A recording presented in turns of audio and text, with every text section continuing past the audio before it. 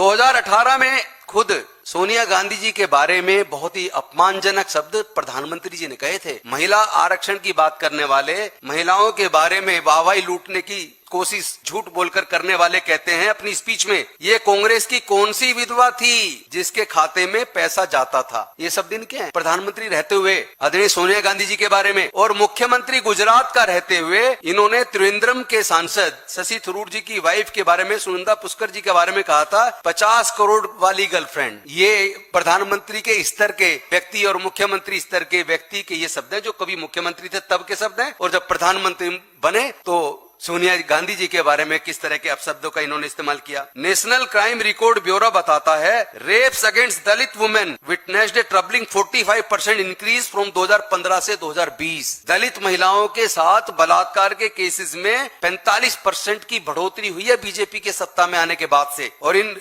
आपको पता ही होगा प्रज्वल रेवन्ना, उस केस में उनकी प्रचार के लिए खुद प्रधानमंत्री जी जाते हैं। तो बीजेपी से अलायंस वाली पार्टी के लोगों के खिलाफ केसेस आपको पता है। बीएचयू का मामला आपको याद ही होगा कि बीजेपी के 3 पदाधिकारियों ने बीएचयू की छात्रा के साथ सामूहिक बलात्कार किया। तो ये वो बीजेपी है जो कठुआ के अंदर बलात्कारियों के साथ खड़ी हुई, जिसके एक नेता कुलदीप सेंगर खुद सजा काट रहे हैं आज महिला बलात्कार और हत्या और उत्पीड़न के मामलों में। तो ये चाल चरित्र है। और आपको सबको हाथरस की घटना भी पता होगी, चाहे हाथरस की घटना का मामला हो, चाहे मणिपुर का मामला हो, चाहे दूसरे मामले हो, हर मामले में। और बिल्किस बानो वाला केस आपको याद होगा, 2002 के दंगों में बिल्किस बानो के 7 परिवार के लोगों की हत्या हुई, जिसमें 3 साल की उसकी बेटी की भी हत्या की गई।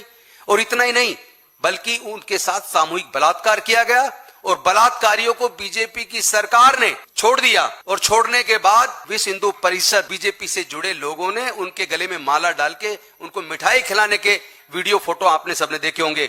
वो तो भला हो, धन्यवाद करना चाहिए सुप्रीम कोर्ट का कि उस सजा को उन्होंने बरकरार किया और रिलीज के फैसले को रद्द किया।